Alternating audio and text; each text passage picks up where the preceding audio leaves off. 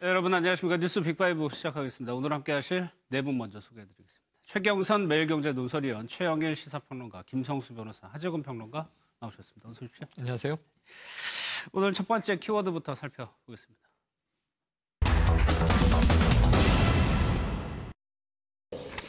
당일 공사 현장에서 일하던 중 쉬는 시간에 풍등을 날렸고 주유소 방향으로 날아가자 이를 쫓아가다 주유소 잔디에 떨어진 것을 보고 되돌아왔다고 진술하며 CCTV 자료 등을 근거로 긴급 체포하였습니다. 향후 경찰은 피의자가 주유소의 존재를 알고 있었던 점 등을 감안 중실화죄를 적용하여 구속영장을 신청하는 한편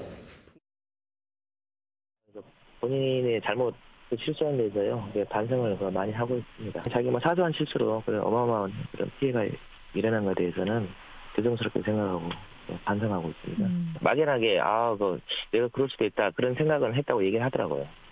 혹시 내가 그런 거 아닌가. 본인은 그걸 믿고 싶지는 않았겠죠.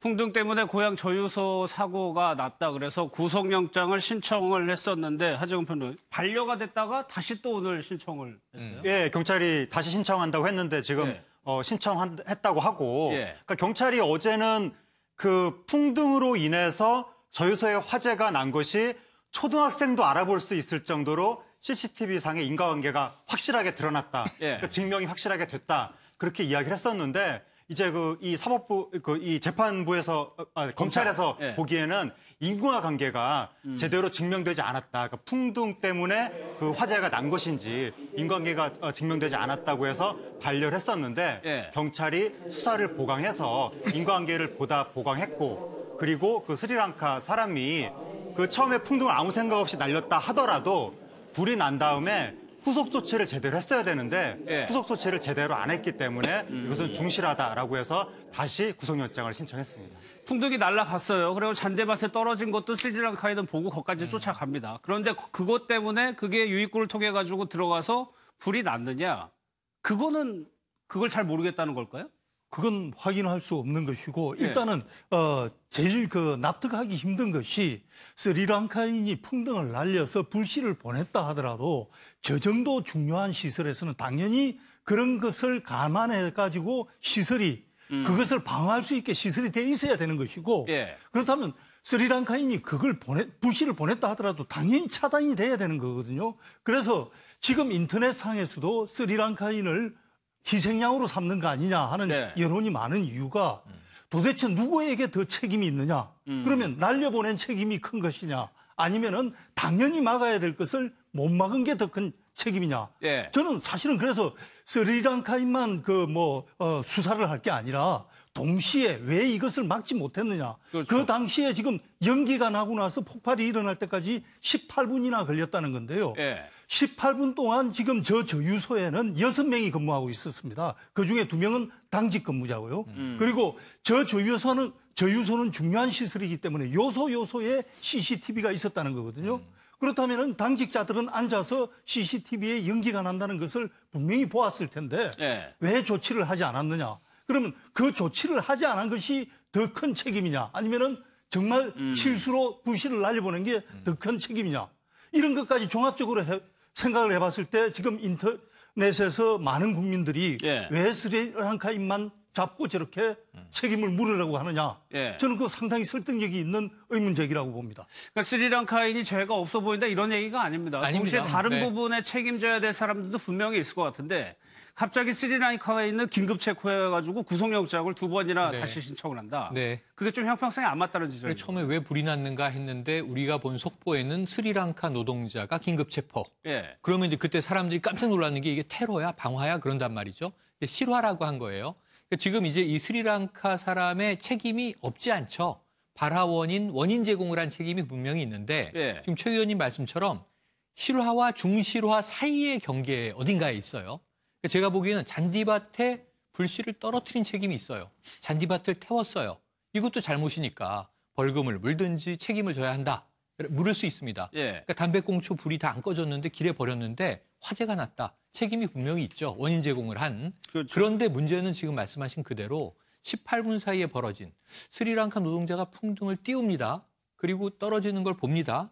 그리고 그게 이 평일날 작업 시간에 휴식 시간이었습니다. 아마 일하러 갔을 겁니다. 여기서 여러 가지가 연기 나는 거 받느냐 못 받느냐, 그 불이 완전히 꺼졌다고 생각했는지 혹여라도 산불로 번질 수도 있다고 생각했는지에 따라서 조금 책임은 왔다 갔다 하겠습니다만, 그 최종적 결과가 저유소의 폭발과 17시간의 화재로 260만 리터가 43억 원어치가 탔다. 네. 이렇게 연결짓기에는 만약에 이런 가정들을 다 하는 거예요, 국민들이. 전날 밤에 80에 가까운 풍등을 초등학생들이 띄웠다고 하는데 이 중에 하나가 떨어졌던들 혹시 또 이런 일이 벌어지지 말란 법이 있었을까? 스리랑카 사람이 이번에 문제가 터진 원인이 됐을 뿐이지 이 일은 상존하고 있었는데, 더 본질적인 원인은 송유관 공사의 어떤 관리 책임에 있는 것 같다. 그러니까 책임을 나눔에 있어서 합리적이기를 기대하는 게 국민들의 여론 아닌가 하는 생각이 들어요. 그런 생각들인 것 같아요. 그러니까 이 스리랑카인도 뛰어갑니다. 이제 풍등이 떨어지는 거, 저쪽으로 가면 안 되는데, 그러니까 거기가 그렇죠. 저유소가 있다는 거를 위험을 인지한 상태였어요. 그렇죠. 그러면 법적으로 이렇게 풍등을 띄워가지고 거기에 떨어진 것이 중대한 과실로 볼 수가 있느냐 여부인 것 같아요. 맞습니다. 이게 고의가 있었다고 한다면은 방화죄로 처벌이 될 것이고, 이제 실수로 화재를 일으킨 경우에 실화죄가 되는 것인데, 중실화죄라는 거는 업무상 과실 또는 중대한 과실이 있는 경우에 좀 더 강하게 처벌하겠다는 이야기거든요.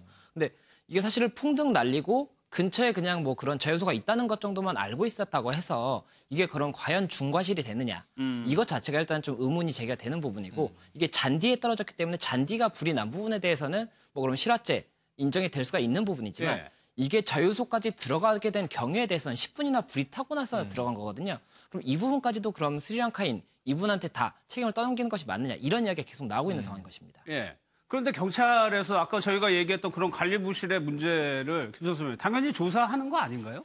관리부실의 이제 문제점에 대해서 조사를 하고 있고, 이제 학자들 사이에서도 이게 왜 불이 났느냐에 대해서 여러 가지 이론이 이야기가 나오고 있습니다. 이 가스가 나오면서 그 가스에 불이 붙은 것이 아니냐, 뭐 이런 이야기도 나오고, 근데 일단은 그 현장 자체가 다 소각이 됐잖아요. 소각이 됐기 때문에 어떤 원인인지를 지금 밝히고 있는데 정확하게 아직은 나오지가 않은 상황이고, 그리고 앞서도 말씀드린 것과 같이 이 풍등 하나를 날렸는데 그것 때문에 이렇게까지 처벌이 된다는 게 그럼 맞느냐? 그 전날 바로 이 풍등이 전날 초등학교 행사 때 날아온 것 중에 2개가 떨어져서 그 중에 하나를 그냥 재미삼아 한번 붙여보다가 이런 일이 벌어진 건데, 그렇죠. 그럼 풍등 날린 것 자체도 그런 좀 법적으로 제한이 있어야 되는 것 아니냐, 이런 이야기가 지금 계속 나오고 있는 상황인 것입니다. 그러니까 풍등이라는 게 지금 갑자기 또 논란이 되고 있는데, 말씀하신 것처럼 그 전날, 사고가 나기 전날 이미 초등학교에서 저런 풍등 날리기 행사를 했다는 거는 일반인들이 보기엔 불법이 아니구나라고 생각을 했다는 거 아니에요, 초등학교에서? 그러니까 이제 처음에 이 외국인이 뭐 자신이 어디서 풍등을 샀다는 식으로 처음에는 보도가 나왔었는데, 알고 보니까 풍등을 산 게 아니라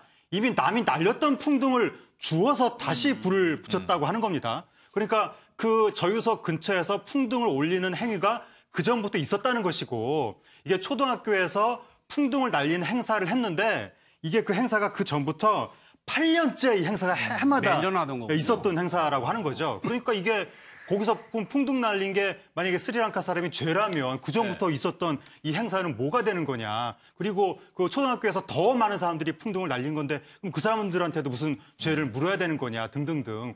그래서 사실 이게 그러니까 저의 주장은 아닌데 인터넷에서 네티즌들이 일각에서 하는 말이 오히려 표창을 줘야 되는 거 아니야, 스리랑카 사람한테. 제가 하는 말이 아닙니다. 그러니까 그 이유가 뭐냐면 우리나라 저유소 이 유류 저장 시설이 이렇게 위험하게 관리되고 있는지를 몰랐다. 그러니까 이 사건으로 그러니까 제 주장이 아닙니다. 이 사건으로 더 설비가 강화될 수 있는 계기가 된 거 아니냐. 그러니까 일각에서 그런 주장까지도 하는데 이거는 좀 잘못된 주장이고, 어쨌든 어떤 사람이 담배꽁초를 실수로 버렸는데 그 건물의 방어 설비가 제대로 되지 않아서 큰 불이 났다고 하더라도 꽁초 버린 사람은 분명히 잘못이니까 그 처벌은 분명히 받아야 되는데 그것과 별개로 저유소가 너무나 지금 허술하다. 그러니까 원래 정상대로라면 불티가 환기구로 들어가도 그 안에서 꺼져야 된다는 이야기가 있는데 왜 꺼지지 않았으며, 화재를 자동적으로 알려주는 센서 같은 설비는 왜 없었으며, 그리고 저유소 옆에 잔디밭은 또 왜 있었으며, 이런 것들을 전반적으로 좀 돌아봐야 될 것 같습니다. 법을 한번 보겠습니다. 지금 최 의원님 법을 보면 관할 서장이 하지 말라고 했을 때, 하지 말라고 했는데 날렸을 때 위반이 된다는 얘기는 신고를 안 하면은 이거 모르는 거잖아요. 관할소장이 얘기를 안 해주는데 어떻게 알 거예요, 이게?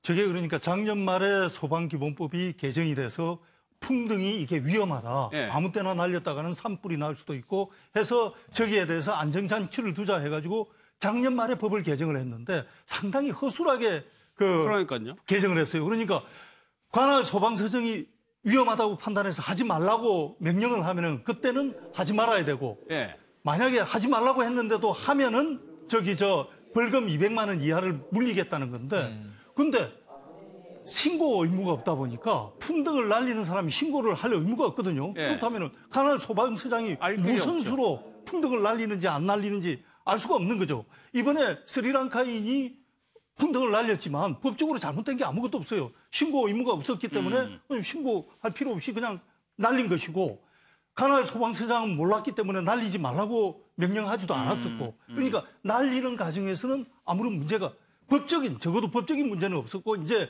스리랑카인이 옆에 저렇게 위험한 저유소 시설이 있다는 걸 알았으면 스스로 풍등 날리는 행위는 자제했어야 마땅하죠. 네.